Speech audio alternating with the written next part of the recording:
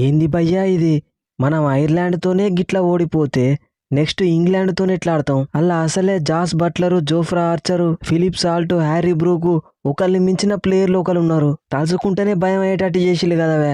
Iyer captain అంటే పాజిటివ్గా ఆలోచించాలి. ఈ ఐర్లాండ్ వాళ్ళు మనల్ని ఓడించింది చూసి ఇంగ్లాండ్ వాళ్ళు కూడా మనల్ని వట్టిగానే విసుకొచ్చు అనుకుంటారు. కానీ అక్కడ మనం అసలాట బయట పెట్టి ఈజీగా గెలుస్తాం. అదే మన ప్లాను. అంటే ఈ 2 మ్యాచ్లలో ఆడింది మన అసలాట కాదా? కాదు. మన పిల్లగాళ్ళందరూ ఐర్లాండే కదా ఏమున్నది వట్టిగానే గెలుస్తామన్న కాన్ఫిడెన్స్తో ఆడి ఓడిపోయినాం. కానీ ఇంగ్లాండ్తోని మనోళ్ళు ఆచితూచి ఆడతారు కాబట్టి ఖచ్చితంగా మనమే గెలుస్తాం. అది కాదు శాంసను, వైభవ్ తమ్ముడిని కూడా బెంచ్ మీద కూర్చోబెట్టి మీకు ఛాన్స్ ఇస్తే నువ్వు ఆడేది గిట్లనేనా చెప్పు? ఫస్ట్ మ్యాచ్లో 5 రన్లు, సెకండ్ మ్యాచ్లో గోల్డెన్ డక్ అవుట్. ఇక నువ్వు గిట్లనే ఇన్కన్సిస్టెంట్గా ఆడితే మనల్ని ఇంగ్లాండ్ వాళ్ళు కూడా క్లీన్ స్వీప్ చేస్తారు. వరుసగా 3 మ్యాచ్లలో హాఫ్ సెంచరీలు కొట్టి ఇండియాని వరల్డ్ కప్ గెలిపించిన కన్సిస్టెంట్ ప్లేయర్ ఎవరు? నువ్వే శాంసను.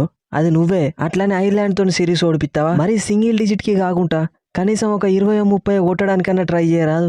నన్ననే ముందు నువ్వెన్ని రన్స్ కొట్టినావు అయ్యారు? ఫస్ట్ మ్యాచ్ లో 7 బాల్ ఆడి 3 రన్లు, సెకండ్ మ్యాచ్ లో గవే 7 బాల్ ఆడి 10 రన్స్. కెప్టెన్ అయి ఉండి కూడా లింగు లిట్టుకో అంటూ 13 రన్స్ కొట్టినావు. నువ్వేదో హాఫ్ సెంచరీలు కొడితే మేము ఓడించినట్టు మాట్లాడతాను. నేను కూడా చక్కగా ఆడలేదు కాబట్టికే మిమ్మల్ని ఏమనలేకపోతానా? కెప్టెను ముళ్ళుని ముళ్ళుతోనే తీయాలన్న ఫార్ములాని ఎక్సలెంట్ గా పాటించినావు కదా. ఇండియాను ఓడియడానికి ఇంకొక ఇండియన్ ప్లేయర్నే వాడినావు. రాజస్థాన్ లో ఉట్టి పెరిగి ఐర్లాండ్కి వచ్చిన జై ముంద్రాను ఉపయోగించి ఇండియాని బిస్కిచ్చినావు. కెప్టెన్సీ అంటే నీదే టకర్ బ్రో. మరి అట్లుంటది మన స్ట్రాటజీతోని. ప్లేయర్ ఆఫ్ ద మ్యాచ్ మన జై ముంద్రానే, ప్లేయర్ ఆఫ్ ద సిరీస్ మన జై ముంద్రానే. ఫస్ట్ మ్యాచ్ లో 2 పుల్లలు, ఈ మ్యాచ్ లో 3 పుల్లలు. సంజు శాంసన్ ని, అభిషేక్ శర్మని గోల్డెన్ డక్అవుట్ చేసి మనల్ని సిరీస్ గెలిపించిండు. Thanks Mundra bro, thanks. దాంట్లో ఏముంది టకరు? నా మీద నమ్మకం ఉంచి నన్ను ఆడిచ్చిల్లు. ఈ మాత్రం చేయకపోతే ఎట్లా? అయినా ఉట్టి సంజు శాంసన్, అభిషేక్ శర్మనే కాదు, కెప్టెన్ అయ్యర్ని కూడా అవుట్ చేసింది నేనే. ఏంది జై బ్రో, ఎంత ఐర్లాండ్ ఆడితే మాత్రం మన దేశాన్ని అప్పుడే మర్చిపోయినావా? కొంచెమన్నా మా మీద అభిమానం లేకుండా క్లీన్ స్వీప్ అయ్యేటట్టు చేసినావు కదా. తప్పలేదు అయ్యరు బ్రో. వృత్తి ధర్మం, ప్రొఫెషనల్ ఎథిక్స్. నీ ప్రొఫెషనల్ ఎథిక్స్ వల్ల నాకు ప్రొఫెషనల్ లేకుండా పోయేటట్టున్నది. 2 మ్యాచ్లలో 2 సార్లు అవుట్ చేసినావు కదా బ్రో. నా మీద ఎందుకు పగబట్టినావు చెప్పు? Nothing personal Samson. నన్ను తీసుకున్న టీంకి న్యాయం చేసిన గంతే. ఇప్పుడేమైంది? ఇంగ్లాండ్ అంటే భయపడుతోంది. బ్యాక్ టు బ్యాక్ వరల్డ్ కప్లు గెలిచినోళ్ళు ఐర్లాండ్ తోని క్లీన్ స్వీప్ అయ్యినారు. ఏంది వైభవ్ తమ్ముడు, ఎంత నీకు డెబ్యూట్ చేసే ఛాన్స్ ఇవ్వకపోతే మాత్రం మనం క్లీన్ స్వీప్ అయినందుకు సంతోషపడతానవా? అది సంతోషం కాదు, బాధతో కూడిన ఫ్రస్ట్రేషన్తో వచ్చిన కోపం. 150 కొట్టడానికి గింత ఇబ్బంది పడతారా? నేను ఉండేది ఉంటే 8-9 ఓవర్లకు ఆట ముగించేటోని. సరే ఫస్ట్ మ్యాచ్లు అంటే బై మిస్టేక్ లా తీసుకోలేదు అనుకున్నా, కానీ సెకండ్ మ్యాచ్ లో కూడా తీసుకోలేదు. ఇప్పుడు సిరీస్ ఓడిపోయినాక సల్లబడ్డరా? వైభవ్ తమ్ముడు, నిన్ను తీసుకొచ్చింది ఎంబటే ప్లేయింగ్ లెవెల్ ఆడియడానికి కాదు, ఇంటర్నేషనల్ క్రికెట్ ఎట్లుంటదని నీకు చూపియడానికి. ఇప్పుడు నిన్ను ఎంబటే ఆడియడం కోసం వరల్డ్ కప్ గెలిపించిన ప్లేయర్లని డ్రాప్ చేయంటావా? డ్రాప్ చేయకయ్యారన్నా, వాళ్ళని అట్లనే కంటిన్యూ చేసుకుంటావు. కొన్ని రోజులైతే నిన్నే డ్రాప్ చేస్తారు. చూసినావా అభిషేక్, మిమ్మల్ని ఆడించినందుకు నా స్పాట్కే ఎసరు పడేటట్టున్నది. ఈ సంవత్సరం నీకు ఇది 9వ డక్అవుట్. శాంసన్ గురించి అంటే మనకు తెలిసిందే, ఎప్పుడు ఆడతాడో తెలియదు.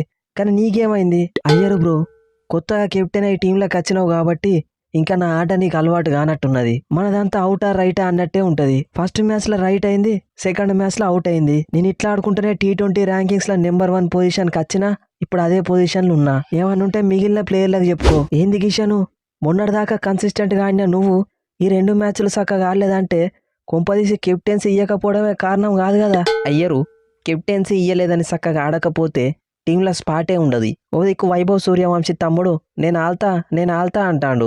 ఈ టైం లెవెల్ అన్న బ్యాటింగ్ తోని జోకులు చేస్తారా? ఏదో పై మిస్టేక్ లా రన్అట్ అయిపోయినా గంతే, లేకుంటే మ్యాచ్ వటిగానే గెలిపించేటోని. ఏం గెలిపించేటోలో ఏమో, ఎసొంటి కెప్టెన్సీ రికార్డులు ఉన్నాయి నాకు. ఫస్ట్ సిరీసే ఐర్లాండ్ తో ఓడిచ్చిల్లు. టెక్టార్ తమ్ముడు, లాస్ట్ మ్యాచ్ లో డక్అవుట్ అయినా గానీ ఎంబటే దేరుకొని సెకండ్ మ్యాచ్ లో మంచి హాఫ్ సెంచరీ కొట్టినవు. కానీ బౌలింగ్ లేని తమ్ముడు, ముందు 3 ఓవర్లు మంచిగేసి లాస్ట్ ఓవర్లో 20 రన్స్ డిఫెండ్ చేయడానికి గంత ఇబ్బంది పడ్డావు. జర్రైతే మ్యాచ్ మింగుతుండే తెలుసా? నాకేం తెలుసు టకరు బ్రో, హర్షిత్ రానాకి బ్యాటింగ్ కూడా వస్తుందని. ఇక ఆ ప్రెషర్ సిచ్యువేషన్ లా అనుకోకుండా వైడు నో బాల్ పడేసరికి దగ్గర దాకా పోయింది. అయినా ఎట్లయితేంది, హర్షిత్ రానాని అవుట్ చేసి మ్యాచ్ గెలిపించినా కదా. అయినా జార్జ్ డాక్రేలు, గ్యారెత్ డిలానీని టీంలో పెట్టుకొని కూడా నాతోని 4 ఓవర్లు లేపియాలని నీకెందుకు అనిపించింది? నీతోని బౌలింగ్ ఎత్తా అని నువ్వే ఎక్స్పెక్ట్ చేయలేదు. అలాంటిది ఇండియా వాళ్ళు ఎక్స్పెక్ట్ చేస్తారా? అందుకే వాళ్ళకి బౌలింగ్ ఇవ్వకుండా నీకు 4 ఓవర్లు ఇచ్చి వాళ్ళకి షాక్ ఇచ్చిన.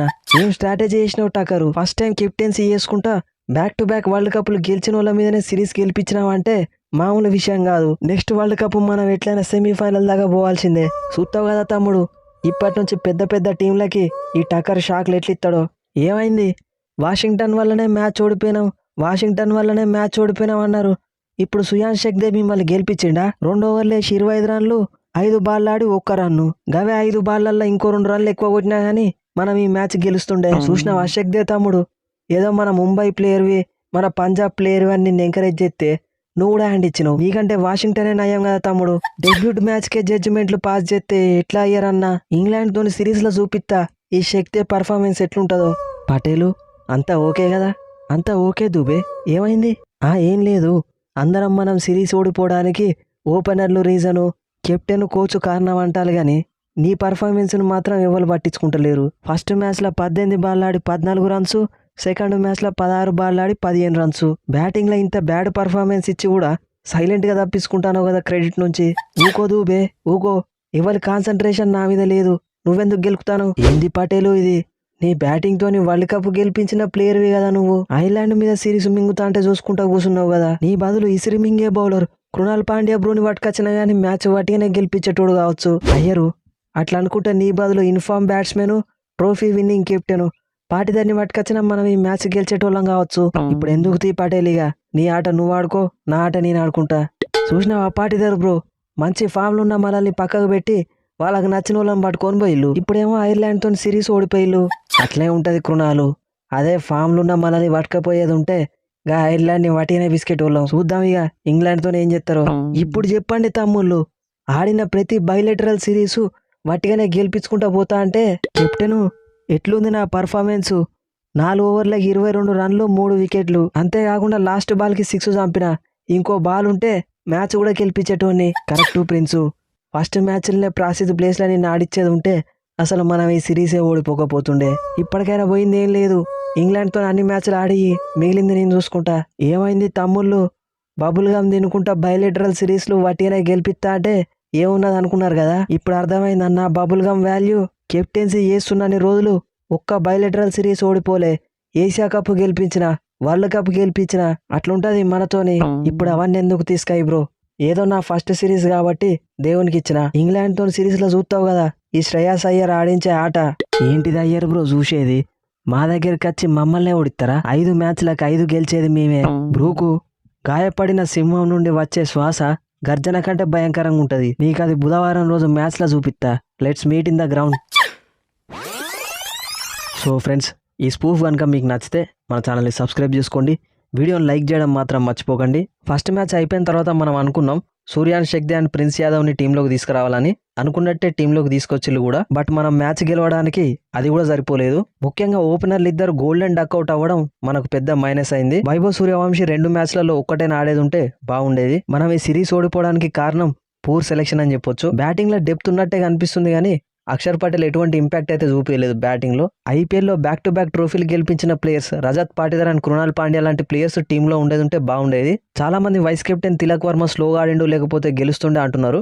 బట్ తిలక్ వర్మ కనుక ఆడుండకపోతే మ్యాచ్ ఇంకా ముందే అయిపోయేది, మళ్ళీ ఆల్అౌట్ అయ్యేటోళ్ళు. ఆపోజిట్ టీంలో హాఫ్ సెంచరీ కొట్టిన ప్లేయర్ హ్యారీ టెక్టార్ కంటే ఎక్కువ స్ట్రైక్ రేట్తోనే ఆడిండు తిలక్ వర్మ. బట్ అన్ఫార్చునేట్లీ వేరే సైడ్ నుండి సపోర్ట్ రాకపోవడం వల్ల ఈ మ్యాచ్ ఓడిపోవాల్సి వచ్చింది. వాస్తవం చెప్పాలంటే ఐర్లాండ్కి రెగ్యులర్గా ఆడే చాలా మంది మెయిన్ ప్లేయర్స్ లేకుండానే వాళ్ళు ఈ సిరీస్ గెలిచారు. అలాంటిది next series England full strength స్క్వాడ్తో ఉన్నది. Harry Brook, Will Jacks, Jacob Bethell, Sam Curran, Jos Buttler, Philip Salt, Adil Rashid, Jofra Archer, ఇంత స్ట్రాంగ్ ఉన్న ఇంగ్లాండ్ టీంతో గెలవాలంటే ఒకలో ఇద్దరు ప్లేయర్లు కాకుండా టీంలో ఉన్న అందరు ప్లేయర్లు మంచి పర్ఫార్మెన్స్ ఇవ్వాల్సిందే. ఇక రేపు ఇంగ్లాండ్తో జరగబోయే ఫస్ట్ మ్యాచ్ కి సంబంధించిన స్పూఫ్ వీడియో కూడా వస్తుంది. ఛానల్ని సబ్స్క్రైబ్ చేసి పెట్టుకోండి. డిస్క్రిప్షన్ లో ఉన్న మన టెలిగ్రామ్ ఛానల్లో కూడా జాయిన్ అయి ఉండండి. సో దట్ నేను వీడియో ఏ టైంకి పెట్టినా టెలిగ్రామ్ ఛానల్లో పోస్ట్ చేస్తా కాబట్టి మీరు అప్డేటెడ్ ఉంటారు. నెక్స్ట్ వీడియోలో మళ్ళా కలుద్దాం. Thanks for your love and support.